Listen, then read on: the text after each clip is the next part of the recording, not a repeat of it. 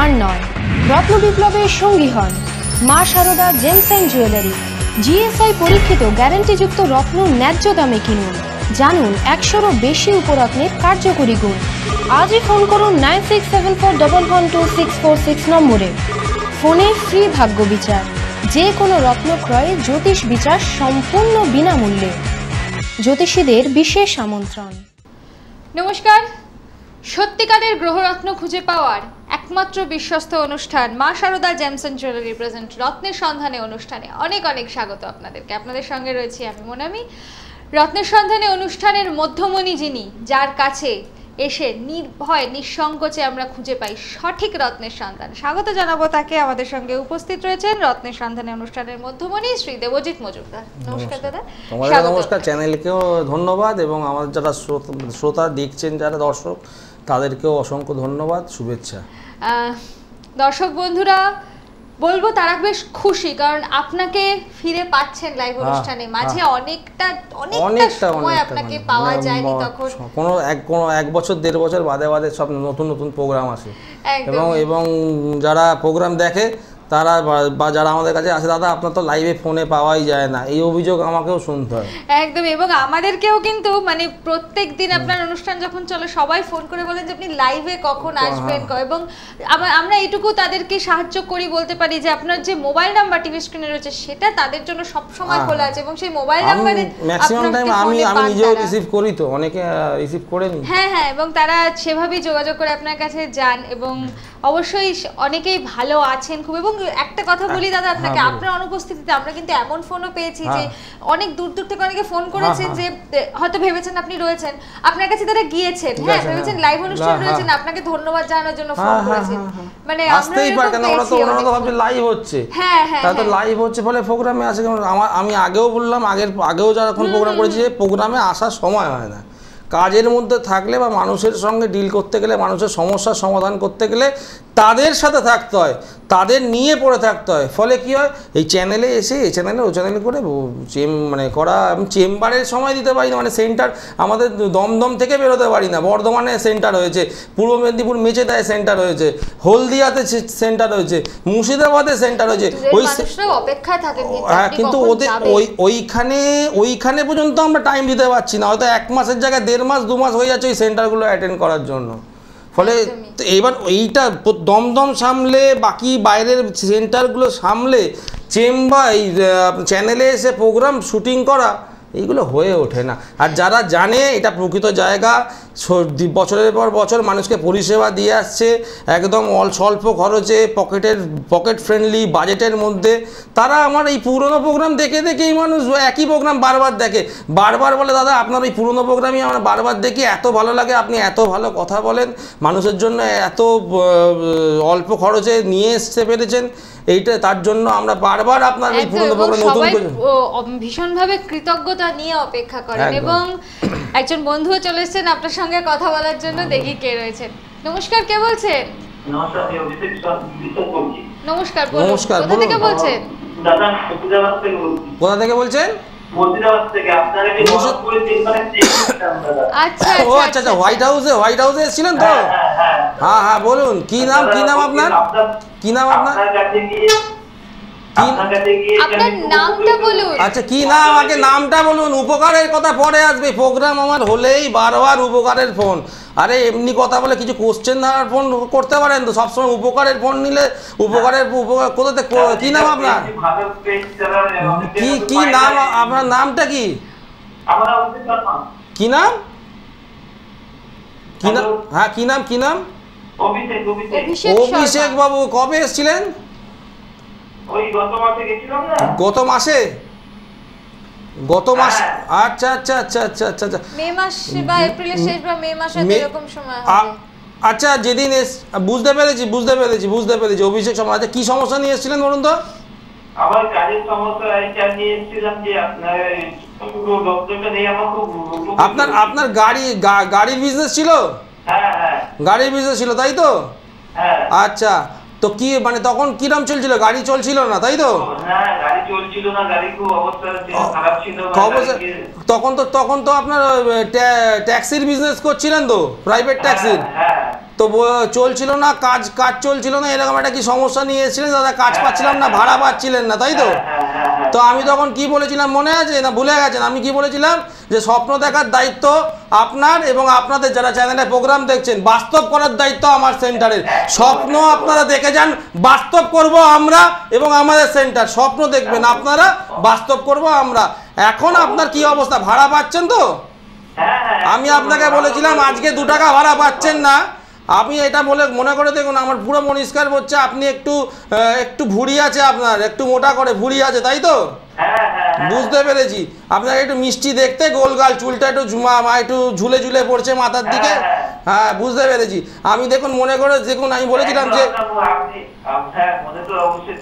আমি আপনাকে বলেছিলাম যে আপনি এখন 2 টাকা ভাড়া পাচ্ছেন না, আপনি যেদিন 20,000 টাকা ভাড়া পাবেন তখন মন করবেন। এখন কত পাচ্ছেন? 2,000 টাকা হচ্ছে। এবার 20,000 যখন ভাড়া পাবেন তখন চ্যানেলে ফোন করবেন, আর আমাকে ফোন করবেন না। আমি যেটা বলে দিয়েছি সেটা শুনে রাখুন।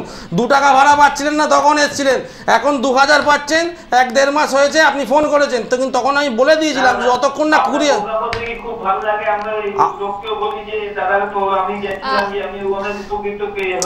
আচ্ছা, আপনাকে একটা প্রশ্ন করি, আপনি যখন এভাবে ধন্যবাদ জানাতে, আপনার কৃতজ্ঞতা জানাতে ফোন করেছেন, তা আপনি যে রত্ন নিয়েছেন তার জন্য মানে আপনাকে কি ধার দেনা করে টাকা পয়সা দিতে হয়েছে? প্রচুর না না, খুব নিমিত্ত মাত্র মধ্যে, খুব সস্তার মধ্যে আমি পেয়েছি, খুব কম দামের মধ্যে আমার এই রত্নটা হয়েছে। আচ্ছা আচ্ছা, ঠিক আছে, খুব বড় হেল্প করেছে আমার। না না, ঠিক আছে ঠিক আছে। আপনাকে, আপনি এসছেন, কোনো সঠিক জায়গায় আসুন, আরো লোককে বলুন, তাহলেই হবে। আপনি নিজে উপকার পেয়েছেন, 10টা লোককে বলুন তারা যাতে উপকার পায়। ভালো রাখার জন্য এই অনুষ্ঠান। ভালো থাকুন, খুব ভালো লাগলো, সুস্থ থাকুন, ভালো লাগলো, ভালো থাকুন। এই খুব শীঘ্রই মুর্শিদাবাদে যাচ্ছি, যোগাযোগ করুন, ওখানে দরকার হলে একবার এসে, ঠিক আছে? সঙ্গে থাকুন। আরেকজন বন্ধু রয়েছেন আমাদের সঙ্গে। হ্যাঁ বলুন। নমস্কার, কে বলছেন? হ্যালো।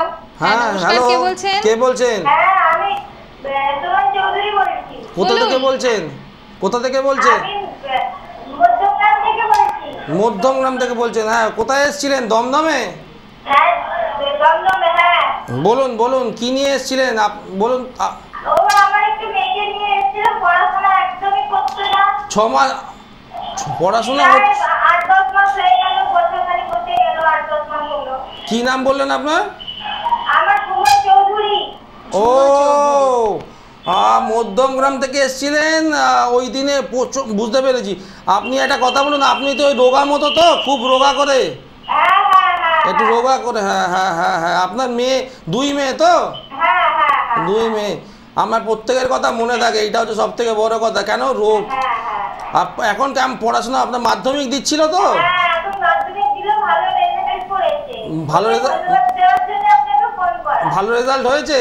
হ্যাঁ হ্যাঁ। এখনো আমরা যে গাইড করে দিয়েছিলাম, প্রতিকার দিয়ে দিয়েছিলাম, যে স্টোনগুলো সাজেস্ট করে দিয়েছিলাম, ওগুলো এখনো পড়া আছে তো? হ্যাঁ, এখনো পড়া আছে। ওগুলো পড়িয়ে এখন খুলবেন না, ঠিক আছে? ওগুলো খুলবেন না। আপনি আরো 6টা মাস যাক, 6টা মাসের পরে একবার যোগাযোগ করে নিন। ভালো থাকুন, সুস্থ থাকুন, ঠিক আছে? আর প্রোগ্রাম দেখেন, নিয়মিত প্রোগ্রাম দেখছেন আমাদের। ভালো থাকুন, ঠিক আছে? ভালো থাকুন, এবং নিয়মিত প্রোগ্রাম যে দেখেন তার প্রমাণ এটাই যে লাইভ অনুষ্ঠানে সত্যি কথাই, মানে যে ফোন আপনার অনুপস্থিতিতেও আমরা পাই, মানে আপনি আজকে এসে দেখতে প্রোগ্রাম পাচ্ছেন করলেই ফোন প্রতিদিন এরকম ফোন আমরা পাই। আচ্ছা, এবারে একটা প্রশ্ন আপনাকে একটু করব, এই যে বিভিন্ন গ্রহের জন্য যে রত্ন, আচ্ছা ধরুন মঙ্গলের অবস্থান যাদের খারাপ থাকে, যাদের জন্মছকে, তাদের জন্য কি রত্ন আপনি বলবেন, বা এই যে বা মাঙ্গলিক দোষটা নিয়ে যাদের মানে আমাদের এবার আমি আপনাকে বলি, আমাদের কনসেপ্ট কিন্তু পুরোটাই আলাদা। এই যে খারাপ থাকে, দোষ থাকে, আমরা দোষ খারাপ নিয়ে কাজই করি না। একটা চোখে দোষও থাকবে, একটা চোখে গুণও থাকবে। আমাকে ছক থেকে দোষটা নয়, গুণটাকে বার করতে হবে, ঠিক? মানে একটা ছকে 9খানা গ্রহ, 9টা গ্রহের মধ্যে কিছু গ্রহ ভালো, কিছু গ্রহ খারাপ থাকবে। যে ভালো গ্রহটার জন্য আপনার জীবনে কিছু ভালো হচ্ছে, আর যে গ্রহগুলোর জন্য আপনার জীবনে খারাপ হচ্ছে, ওই খারাপ গ্রহটাকে চেপে দিয়ে যে গ্রহটার জন্য আপনার জীবনে ভালো হচ্ছে সেইটাকে হাইলাইট করা, সেইটাকে আমরা পাওয়ার দিই। যেটা খারাপ সেটাকে কিন্তু পাওয়ার দিলে আরও খারাপ হবে। কেন? রত্ন দিয়ে বা উপরত্ন দিয়ে কিন্তু গার্ড দেওয়া যায় না, তারা পাওয়ার পায়। এটা সব থেকে আগে জানতে হবে। কিন্তু পাথর দিয়ে পাওয়ার দেয়, পাথর দিয়ে গার্ড হয় না। ফলে যে বন্ধু আপনার খারাপ তার হাতে যদি আমি বন্দুক তুলে দিই, সে তো বন্ধু নয়, সে তো আপনার শত্রু, সে গুলি করবে। কিন্তু যে আপনার প্রকৃত বন্ধু, যে আপনাকে উপকার চায়, তাকে যদি আমি পাওয়ার দিই, অর্থাৎ তার হাতে বন্দুক তুলে দিলে সে আপনাকে প্রোটেকশন দেবে শত্রুর হাত থেকে। অর্থাৎ ছকেদের মধ্যে যে আপনার বন্ধু, যে আপনার ক্ষেত্রে শুভ, তাকে পজিটিভ করি। মঙ্গল দোষ আছে না কিসে মাঙ্গলিক আছে, ওই সব ভয় পেয়ে লাভ নেই। আপনার ছকের মধ্যে যেটা ভালো আছে তাকে আরও আলোকিত করুন, যাতে তার আলোক ছটায় আপনার যে অন্ধকারময় যে জায়গাটা আছে সেইটা যেন আলোকিত হয়। কথাটা বোঝাতে পারলাম? ফলে মঙ্গল দোষ মানে মঙ্গল পলাপরি দাও, এরকম ব্যাপারটা নয়। আচ্ছা, মানে এটা যদি কেউ করে তাহলে উল্টো তার আরো ক্ষতি হবে, তার আরো ক্ষতি হবে। কেন যা কনসেপ্ট চলছে এটা ফলাপরি, দাদা আমাকে মাঙ্গলিক পড়াপড়ে দিয়েছে, দেখছি মঙ্গল অষ্টমে আসে বা মঙ্গল অষ্টমপতি, মারো। তাকে যদি আমি ফলাপরি দিই, আমার তো অষ্টম ঘরটা আরও চার্জ হয়ে যাবে, বা সে যে ষষ্ঠপতি, অষ্টমপতি, দ্বাদশপতি, সে আরও খরচা করবে, নেশাগ্রস্ত হচ্ছে, মঙ্গলের সঙ্গে রাহু কানেক্টেড হচ্ছে ছন্ন ছাড়া, সে মদ, মেয়ে ছেলে, মাংসর দিকে চলে যাচ্ছে, মানে আমি তাকে ফলাপরি দেবো? ফলাফলে তো আরও ক্ষতি হয়ে যাবে। তার মানে মঙ্গল দোষের জন্য যে মঙ্গলকেই প্রতিকার করতে হবে তার কোনো মানে নেই। আমাকে দেখতে হবে ওই নেগেটিভিটিটা ক্রিয়েট হচ্ছে, তার আদার্স যে গ্রহরা আছে তারা কোনটা পজিটিভ, সেই পজিটিভ গ্রহটাকে আমরা খুঁজে এনে তাকে যদি আমরা চার্জ করতে পারি, তাহলে মঙ্গলের যে নেগেটিভিটিটা সেটা আমরা ঢেকে দিতে পারবো। এটা নট অনলি ফর মঙ্গল, অন্য গ্রহের জন্য একই জিনিস অ্যাপ্লিকেবল। আচ্ছা, মানে যে গ্রহটা খারাপ আছে তার পাথর দেব না, উল্টে দেখবো যে গ্রহটা ভালো আছে, মানে যে খারাপ প্রভাবটাকে মানে দমিয়ে দিতে পারবে সেই গ্রহটাকে আমরা পাওয়া দেব। রাইট। আচ্ছা আচ্ছা আচ্ছা আচ্ছা, এবারে যদি আমি বলি যার জন্মছকে মঙ্গল ভালো আছে, মানে যে বলেন মঙ্গলের জন্য পলা, তো যার জন্মছকে মঙ্গল ভালো আছে তার জন্য পলাটা শুভ। একদম তাই। আচ্ছা, আর এবার যদি পলার উপরত্ন হিসেবে কিছু জিজ্ঞেস করি, কার্নেলিয়ান আছে, জেসপার আছে, সার্ডনিক্স আছে, চেলসিডনি আছে, ও তো অনেক ধরনের উপরত্ন আছে। আচ্ছা আচ্ছা আচ্ছা আচ্ছা আচ্ছা, এই যে মানে এটা তো আমি একটা মাঙ্গলিক দোষের কথা বললাম, মানে যদি আমি বলি এরকম অনেক রকম দোষের কথা বলা হয়, যেমন কালসর্প দোষ আছে, হ্যাঁ, সেই সবের এই সমস্ত দোষের ক্ষেত্রে হ্যাঁ মানে রত্নের ভূমিকাটা যদি আমি ভীষণ কোনো আলাদাভাবে বললাম না, সব যে কোনো দোষের ক্ষেত্রে দেখো এখন কি হচ্ছে না, এখন যে পরিস্থিতিটা চলছে, এখন তোমার কালসর্পদোষ, মাঙ্গলিক বিভিন্ন রকম দোষের জন্য কবচ তাবিজ মাদুলি হ্যানত্যান দিয়ে দিচ্ছে। এইবার এই কবচ তাবিজ মাদুলি একটা কথা চিন্তা করো, আমরা বামাখ্যাপা রামকৃষ্ণদেব যাদের মন্ত্রশক্তি, যাদের জপের মাধ্যমে তারা যে তাবিজ কবচ করতো, সেই রকম ক্ষমতাবান মানুষ এই বর্তমান এই কলিযুগে আছে কি বলে তোমার মনে হচ্ছে? যাদের মন্ত্র দ্বারা যাদের কবচ মাদুলি পড়িয়ে দিচ্ছে তার রেমিডিতে কাজ হয়ে যাচ্ছে? কোনোদিনই সম্ভব নয়, এটা হয় না। কেন?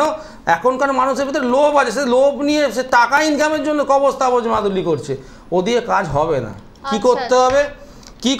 তাহলে এই যোগ যে, আর প্রথমে দেখতে হবে কালসর্প যোগ না কালসর্প দোষ।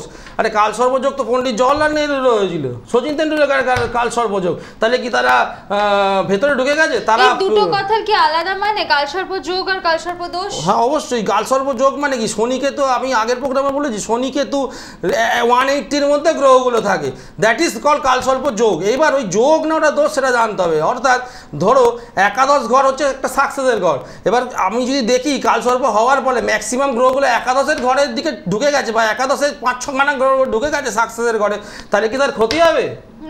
তার আরও বেশি উন্নতি হবে। তাহলে কালসর্প যোগ হয়েছে মানে কি তার ক্ষতি হয়ে গেল?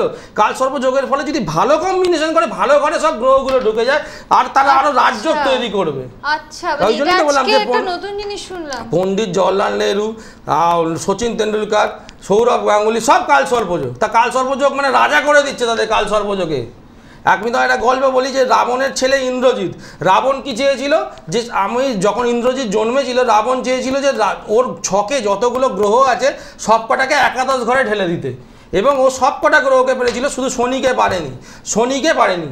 ঠিক আছে, শনিটা দ্বাদশ ঘরে চলে গেছিল, এবং এবার কি করেছিল, তো একাদশ ঘরে দিয়ে দেওয়া মানে ও ইন্দ্রজিতের জীবনে সবসময় সাকসেস আসবে, তো শনিকেও ঘরে বাঁধতে পারিনি একাদশ ঘরটায় রাবণ।